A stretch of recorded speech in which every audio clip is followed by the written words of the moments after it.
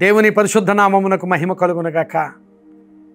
ప్రియులరా, మీరు క్షేమమే కదూ?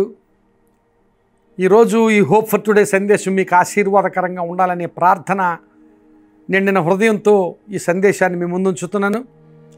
ఈరోజు ఈ హోప్ ఫర్ టుడే సందేశంలోనికి మీకు ప్రత్యేకమైన ఆహ్వానం. ఈరోజు సామెతల గ్రంథం నుండి 16వ అధ్యాయము 9వ వచనాన్ని మీ కొరకు చదువుతున్నాను. సామెతల గ్రంథము 16వ అధ్యాయము 9వ వచనం. ఒకడు తాను చేయబోవునది హృదయములో యోచించుకొనెను, యెహోవా వాని నడతను స్థిరపరచును.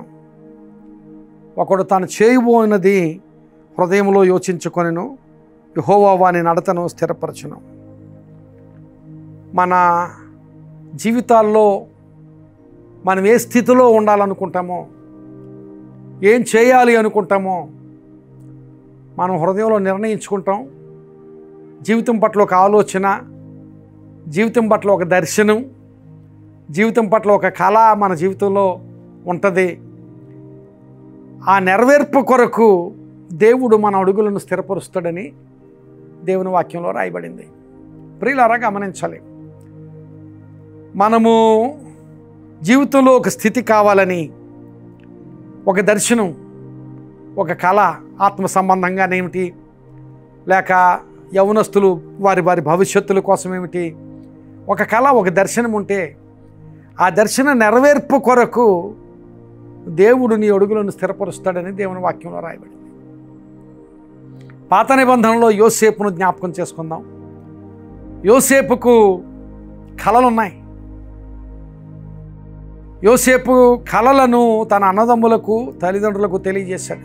చేనులో నా పన లేచి నిలవబడింది, మీ పనులన్నీ నా పన ముందు సాష్టాంగపడి కనపడ్డాయి అని చెప్పినప్పుడు అన్నలు అతన్ని తృణీకరించారు.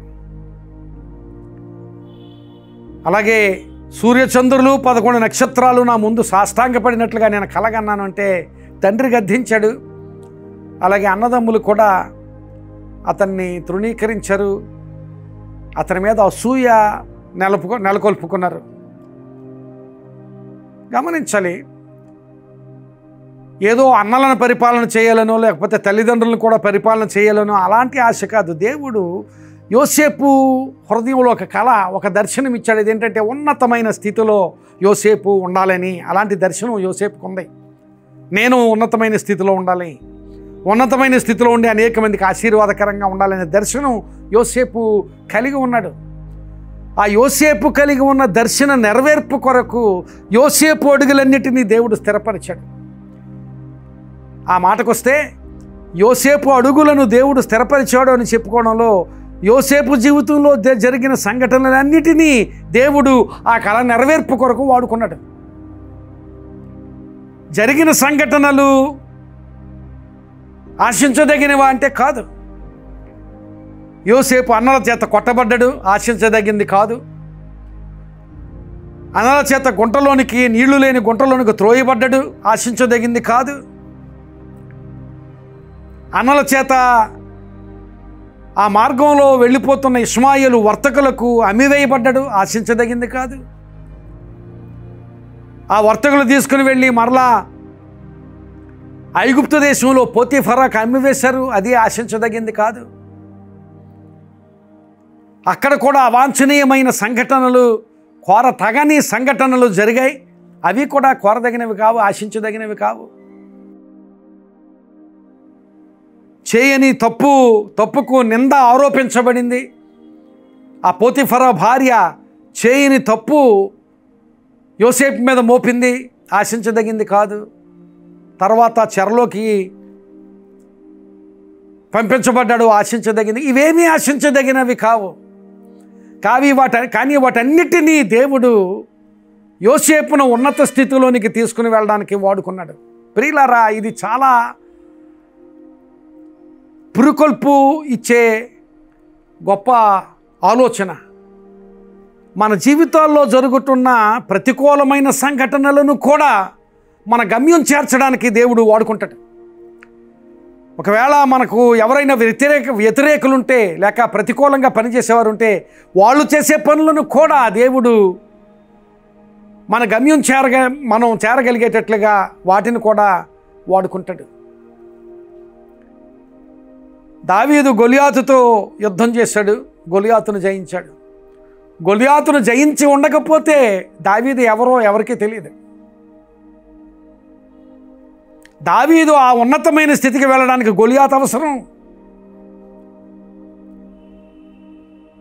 గొలియాతును జయించిన దాన్ని బట్టే దావీదుకు గుర్తింపు వచ్చింది. గొలియాతులు మా జీవితాల్లో కావాలని మనం ఆహ్వానించనక్కర్లేదు, ఆహ్వానించకూడదు కూడా. కానీ అలాంటి గొలియాతులు మన జీవితాల్లో సంభవించినప్పుడు ఆ గొలియాతులను దేవుడు మన గమ్యం మనం చేరడానికి వాడుకుంటాడు అనే విషయాన్ని మనం గ్రహించాలి. ప్రతిదాన్ని ఇది ఎందుకు జరుగుతుంది, ఇది ఎందుకు జరుగుతుంది అని ప్రతిదాన్ని ఫిగర్ అవుట్ చేయడానికి, ప్రతిదాన్ని మనం అర్థం చేసుకోవడానికి ప్రయత్నం చేయవలసిన అవసరం లేదు. దేవుడు నీ అడుగులను స్థిరపరుస్తానని వాగ్దానం చేస్తున్నాడు. ప్రతిదాన్ని అర్థం చేసుకోవడానికి ప్రయత్నం చేస్తే ఫ్రస్ట్రేషనే మిగులుతుంది, మనకి విసుగుదల మిగులుతుంది, అర్థం కావు. కానీ దేవుడు ప్రతికూలంగా జరిగిన సంఘటనలను కూడా మన గమ్యం మనం చేరడానికి, దేవుడు మన కొరకు దాచి ఉంచిన ఆ ఉన్నతమైన ఆశీర్వాద స్థితిలోనికి మనం వెళ్ళడానికి దాన్ని దేవుడు ఉపయోగించుకుంటాడు, వాడుకుంటాడు. ఈ దినాన్ని దేవుని సన్నిధిలో నీ కళ ఏమిటో, నీ దర్శనం ఏమిటో, నీ ఆలోచన ఏమిటో, నీ జీవితం పట్ల నీ గురి ఏమిటో, ఆ గురి వైపు నడుస్తున్న స్థితిలో ఏ ఆటంకం వచ్చినా ఆ ఆటంకాన్ని దేవునికి అప్పగించు. ఏ ప్రతికూలత ఏర్పడినా ఆ ప్రతికూలతను దేవునికి అప్పగించు. ప్రతిదీ నీకు అర్థం కానక్కర్లేదు, అర్థం కాదు కూడా. కొన్ని అర్థమైతే దేవునికి స్తోత్రం, అర్థం కాకపోతే దేవా నీకు అప్పగిస్తున్నానని దేవునికి అప్పగించు. యోసేపుకు ఆ స్థితిలో, ఆ గుంటలో ఉండి ఆలోచిస్తే యోసేపుకు తన భవిష్యత్ ఏమీ అర్థం కాదు. ఆ చెరలో ఉండి ఆలోచించినప్పుడు యోసేపుకు ఆ పరిస్థితి ఏమీ అర్థం కాదు. అర్థం చేసుకోవాలని ప్రయత్నించినా అర్థం కాదు. కానీ ఆ పరిస్థితి అంతటినీ కూడా దేవుడు యోసేపును ఉన్నత స్థితిలోనికి నడిపించడానికి వాడుకున్నట్లుగా దేవుని వాక్యంలో మనం గ్రహించగలం. ఈ దినాన్ని నీ కళ ఏమిటో, నీ దర్శనం ఏమిటో, నీ ఆలోచన ఏమిటో, నీ గురి ఏమిటో దానికి చేరడం కోసం దారిలో నీ ప్రయత్నాలు చేస్తున్నప్పుడు, లేక నీ మార్గంలో ఎన్నో ప్రతికూలతలు ఏర్పడవచ్చు. ఆ ప్రతికూలతలను బట్టి కురింగిపోవాల్సిన పని లేదు. ఆ ప్రతికూలతలను కూడా దేవుడు నీ గమ్యం చేర్చడానికి, నిన్ను ఆ గమ్యం చేర్చడానికి ఉపయోగించుకుంటాడు. ఆ స్థితిని నీవు అర్థం చేసుకొని ప్రతి ప్రతికూలతను, ప్రతి వ్యతిరేకతను, ప్రతి విఫలతను దేవునికి అప్పగించు. దేవా ఇదేమిటో నేనైతే అర్థం చేసుకోలేను, కానీ ప్రభువా నా జీవితాన్ని నీవు నిర్దేశించిన గమ్యం చేరడానికి నీవు నడిపిస్తున్నావని నేను ఎరుగుదును, నీకు అప్పగించుకుంటున్నాను ప్రభువా అని దేవునికి మన స్థితిగతులు అప్పగించుకుందాం. ఈ మాటలు మాట్లాడుతుండగా నేను నా స్థితిగతులు దేవునికి అప్పగించుకుంటున్నాను, నీవు కూడా అప్పగించుకో. దేవుడు తప్పకుండా నీ గమ్యాన్ని, నా గమ్యాన్ని చేరడానికి తప్పక సహాయం చేస్తాడు. మన ప్రతికూలతలను కూడా దేవుడు వాడుకుంటాడు. ఆయన మనల్ని ఆ గమ్యం చేరుస్తాడు, ఆశీర్వాద స్థితిలో నిలవబెడతాడు. అట్టి ఆశీర్వాద స్థితిలోనికి నీవు చేరగలిగేటట్లుగా దేవునికి నిన్ను నీవుగా అప్పగించుకొని ఆ ఆశీర్వాదాన్ని నీవు పొందుదువుగాక. ఆమేన్. ప్రార్థన చేసుకుందాం. ప్రియుడైన మా తండ్రి, కృప కలిగిన దేవా, ఈ మంచి మాటలను బట్టి మీకు స్తోత్రాలు. నిజమే ప్రభువా, మా ఆలోచనలు, మా దర్శనాలు, మా కళలు, మా గురి మేము చేరగలిగేటట్లుగా ప్రభువా మా ప్రతికూలతలను కూడా నీవు ఉపయోగించుకుని మమ్ములను ఆ గమ్యం చేర్చే దేవుడు నీకు స్తోత్రాలు చెల్లిస్తున్నాం ప్రభువా. మా జీవితాల్లో గొలియాతులు వద్దు ప్రభువా, కానీ ఆ గొలియాతులు సంభవిస్తున్నప్పుడు, గొలియాతులు ఎదురవుతున్నప్పుడు ఆ పరిస్థితిని నీకు అప్పగించుకొని ముందుకు సాగగలిగే అనుభవాలు మాకు దయచేయమని, ఆ ప్రతికూలతలో కృంగిపోయి ఆగిపోకుండా మేము ముందుకు సాగి మమ్మల్ని మేముగా నీకు అప్పగించుకొని, మా పరిస్థితులను నీకు అప్పగించుకొని ముందుకు సాగి నీవు మా కోసం దాచి ఉంచిన ఆ ఉన్నతమైన ఆశీర్వాద స్థితిని మేము స్వతంత్రించుకోగలిగే కృపను మాకు అందరికీ దయచేయమని, ఈ మాటలు విన్నవారందరికీ అట్టి స్థితిని దయచేయమని యేసు నామమున అడుగుచున్నాను తండ్రి. ఆమేన్. God bless you my friend. Have a great day. ఈ సందేశం మీకు ఆశీర్వాదకరంగా ఉంటే తప్పక మీకు తెలిసిన వారికి, మీకు పరిచయమైన వారికి షేర్ చేయండి. షేర్ చేసి వారికి కూడా ఆశీర్వాదకరంగా ఉండండి. దేవుడు మిమ్మల్ని ఆశీర్వదిస్తారు. God bless you.